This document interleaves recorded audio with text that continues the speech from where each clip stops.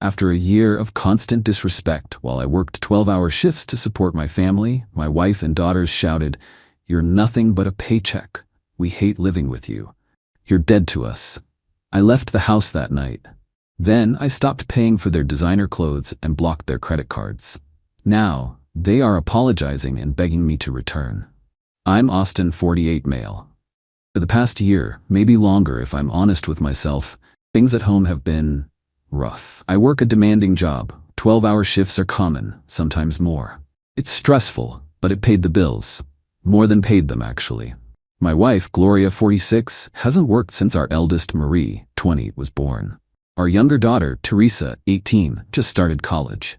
Or was supposed to be. Focusing on her studies, not her social calendar, which seemed to be her main priority. The disrespect started subtly. Snide comments about my clothes. Eye rolls when I talked about my day. Then it became more overt. Constant complaints that I wasn't fun anymore. That I was always tired. That I didn't buy them enough. Enough designer bags for Gloria, enough new gadgets for Marie, enough cash for Teresa's endless college expenses that mostly seemed to be brunches and concert tickets. The other night, it all came to a head. I came home, exhausted. The house was a mess, takeout containers everywhere. I asked, calmly, if anyone had thought about dinner or maybe tidying up. Gloria scoffed. "Why would we? You're the one who makes the money. Isn't that your job?"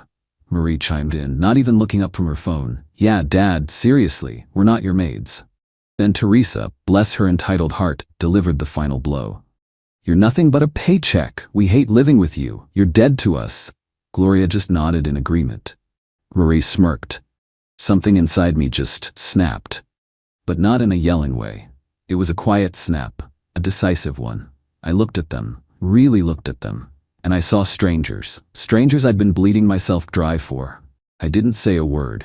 I went upstairs, packed a small bag with essentials, my laptop, and my personal documents. Walked back down. They were still in the living room, probably expecting me to apologize or something. I just said okay, and I walked out.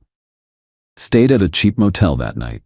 The next morning, first thing, I logged into my bank accounts. Salary goes into my personal account, always has. I paid all the essential joint household bills that were due, mortgage, utilities, based on average past usage, basic stuff. Then I called the credit card companies. The cards Gloria, Marie, and Teresa had, the ones linked to my main account with generous limits, reported as compromised to be safe, then requested they be fully canceled and deactivated, not just blocked. Confirmed their deactivation. I transferred a modest sum to our old joint checking account, enough for groceries for a week or two, nothing more. Then I changed the password to my own online banking and enabled two-factor authentication on everything. It's been 3 weeks since I left. I found a small furnished apartment. It's quiet. Too quiet sometimes, but peaceful. The silence is a hell of a lot better than the constant chipping away at my soul. My phone started blowing up about 24 hours after I left. First confusion, then annoyance, then outright rage when the cards started declining. Haven't answered a single call or text. Let them stew in it. Am I the a-hole for finally drawing a line? I don't even know anymore. Just tired. Update. Okay, so it's been another couple of weeks since I walked out, 5 weeks total now. The peace and quiet in my new place? Still golden. The drama from the old house? Predictably, it's escalated. The initial barrage of angry calls and texts eventually died down, replaced by a different tactic. Guilt trips. Voicemails from Gloria, her voice dripping with false concern. "Austin, honey, are you okay? We're so worried. Please just come home, we can talk about this." Yeah, right. Talk means me resuming my role as the human ATM. Then Marie started. Texts like, "Dad, my sorority has a formal, I need a new dress. My card isn't working. This is so embarrassing." Followed by, "Seriously, Dad, you're gonna ruin my social life because you're having a meltdown?" Teresa's approach was more direct. "My allowance didn't come through. Fix it. I have bills." Her bills are probably for avocado toast and a new vape. The best part? Gloria's sister, Janice, decided to weigh in. She called me, left a long, rambling voicemail about how I'm abandoning my family, how Gloria is a wreck, doubtful, probably just inconvenienced, and how I need to man up and fix the mess I created. Apparently, me expecting basic human decency and not wanting to be treated like a walking wallet is me creating a mess. Good to know. I continued to pay the mortgage and the budgeted amount for essential utilities on the house directly from my account.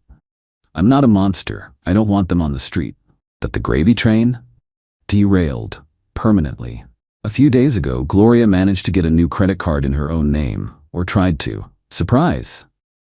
With no income of her own for 2 decades, her credit score is probably in the toilet. She must have found out the hard way because the tone of her messages shifted again. Now it's demands. You will reactivate my cards. You will transfer my allowance. Lol. Her allowance. The audacity. Marie tried a different angle. She showed up at my office. My workplace has decent security, so she didn't get past the lobby. My colleague, a good guy named Noah, called me to say a very upset young woman was demanding to see me.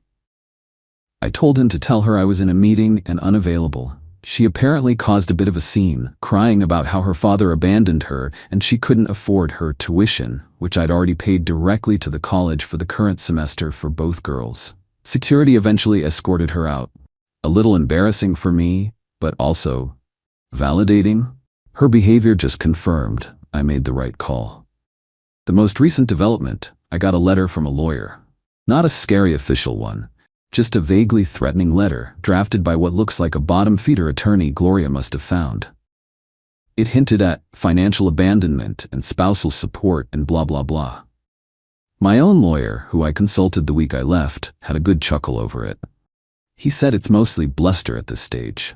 I've been documenting everything. Every disrespectful text, every entitled demand, every voicemail, just in case.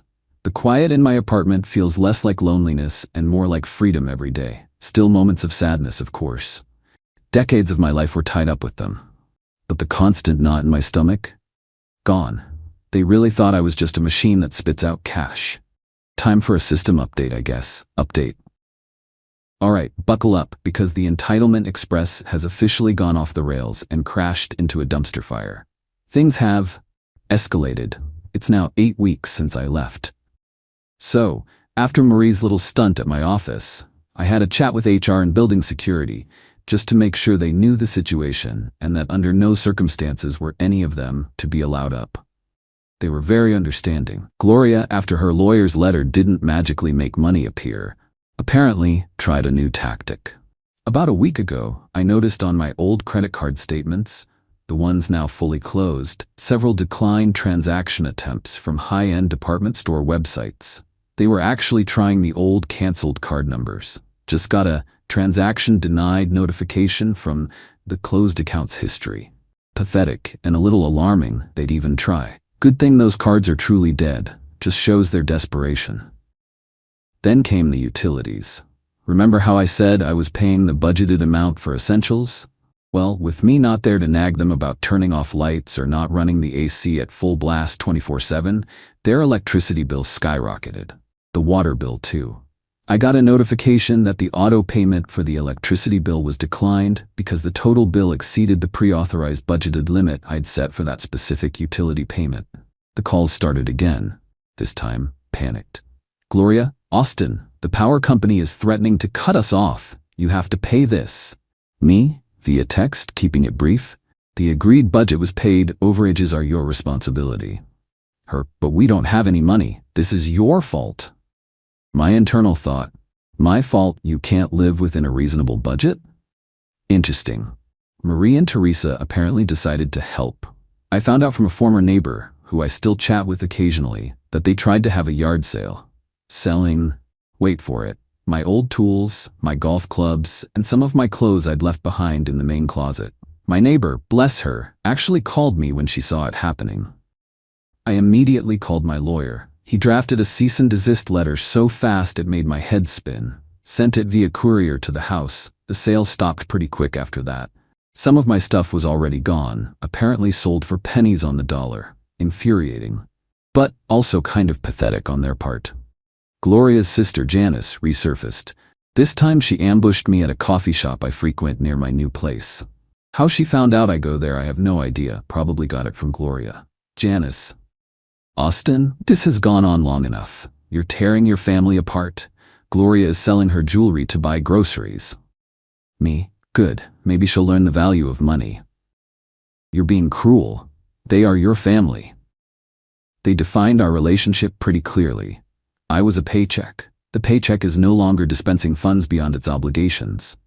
She huffed and puffed about me being heartless and stormed out. The selling her jewelry part was interesting. Probably the cheap stuff first, the really expensive pieces I bought her over the years. I bet she's holding on to those for dear life. My lawyer has advised me to formally start divorce proceedings. He says it's the cleanest way to separate everything legally and protect myself further. So the papers were drawn up and served to Gloria last week, around week 7 since I left. She apparently refused to accept them from the process server initially. Threw a fit on the front lawn, according to the server's report. Classy. My lawyer also included a formal notice stating that since the house is my sole premarital property, they would have 60 days from the date of that notice to vacate, as I intend to sell it.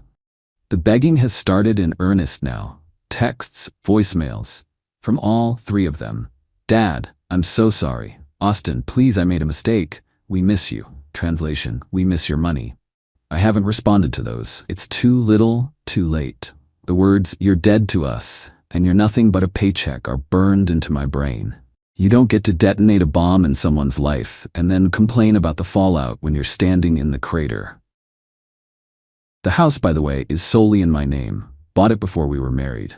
Another thing my lawyer is very pleased about. They are essentially living in my property without contributing. The clock is ticking on that 60-day notice. Still sleeping better, still eating better, still feeling lighter. It's a weird journey. Update. It's been a while, roughly 4.5 months since I walked out. The divorce is proceeding slowly, as Gloria hired that same cheap lawyer who is now trying to argue for a larger settlement, despite the premarital status of the house. My lawyer remains unconcerned about the outcome. So, the reckoning. It wasn't one big cinematic moment. It was a series of small, painful, for them, realities hitting one after another. The 60-day notice to vacate, which was served around week 7, expired at approximately week 15.5. As predicted, they didn't leave by that deadline. My lawyer then had to initiate formal eviction proceedings. It was unpleasant and dragged on for a few weeks with them trying every stalling tactic imaginable. They finally moved out literally the day before the sheriff was scheduled to enforce the eviction order, sometime around last week, week 18. After the divorce papers and the notice to vacate were served, the tone of their communication had already shifted. The apologies became more frequent, more desperate. Marie called, actually crying, a few weeks before they were finally out of the house. Dad, I can't afford my rent for my apartment at college for the upcoming semester. The dorm was full. My campus job barely covers food. I might have to drop out. Me, that's unfortunate, Marie. Perhaps you could look into student loans or find a better paying job, or adjust your spending habits. Your first semester's tuition was covered. Her, but you always paid before. Me, yes, I did, when I was valued as more than a funding source. Click, harsh, maybe, but true. Teresa, the one who said I was dead to her, actually sent me a handwritten letter during the eviction mess, full of remorse apparently, saying she didn't mean it, she was just angry and parroting what she heard, begging me to fix things. The letter was stained with what looked like tear marks. I almost felt something. Almost. Then I remembered her sneer as she said those words.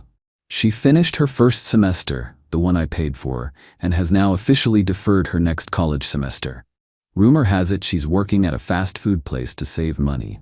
Gloria's big moment of full realization probably came watching the movers take her things out of my house. Her calls during the eviction process were nuclear. Screaming, crying, threatening. Gloria, you can't kick us out. This is our home. Where will we go? Gloria, you had over 2 months' notice plus the time the eviction process took. You could get a job. Marie and Teresa are adults, they can contribute, or you can find a smaller, more affordable place with the settlement money I've offered. A job, after all these years I dedicated to you and the girls? The girls who said I was dead to them? The wife who agreed? My contributions were clear. Yours became less so. She then went on about how Janice, her sister, said I was a monster and how all her friends pitied her. Your friends who enjoyed the dinners and parties funded by the paycheck? I didn't say it out loud, but I thought it. The fallout. The house. It's finally empty. I had to change the locks and get it professionally cleaned. It was a mess. It's now on the market. Gloria and Teresa moved in with Janice, cramped, I hear. Marie is trying to make a go of it near her college, Mehest still struggling with rent and likely couch surfing or in a very cheap shared place. The money. The settlement I offered is still on the table, placed in escrow. Gloria is still fighting for more through her lawyer, but their arguments are weak given the circumstances. The designer clothes and bags? I saw more of them listed on a high-end consignment site. Not getting what they paid for them, I'm sure. The daughters. Marie apparently did have to take out student loans for her current semester and is working 2 part-time jobs. She looks stressed in the one photo I saw of her on social media. A friend of a friend shared it. Teresa, having deferred, is indeed working full-time at that fast food place. A far cry from her brunches and concerts lifestyle. The revenge here isn't some grand scheme. It's simply the implementation of boundaries and the natural consequences of their actions. They devalued me, treated me as a utility. So I turned off the service. Do I feel good? Not good in a gleeful, fist-pumping way. There's a deep sadness that this is what my family became. But I feel justified. And I feel a profound sense of relief. The constant tension, the walking on eggshells, the feeling of being perpetually used, it's gone. My little apartment feels like a sanctuary. I'm reconnecting with old friends, focusing on my health. Even started a hobby I'd long neglected. I'm still working my shifts, but they don't feel as soul-crushing now that I know the money I earn is for my future, my peace. Sometimes I get a random text. "I miss you, Dad," from Marie late one night, or an email from Gloria detailing her woes. I don't respond. The Austin ATM is permanently closed. They made their choices. They shouted their feelings from the rooftops. Actions have consequences. They're learning that the hard way. Maybe one day, years from now, a different kind of relationship might be possible with my daughters. A repaired one, built on something real. But with Gloria? No. That chapter is closed, locked, and the key thrown away. For now, I'm just focusing on moving forward. One quiet, peaceful day at a time. They wanted me dead to them. Well, the part of me that existed solely to fund their lifestyle is certainly gone. Be careful what you wish for.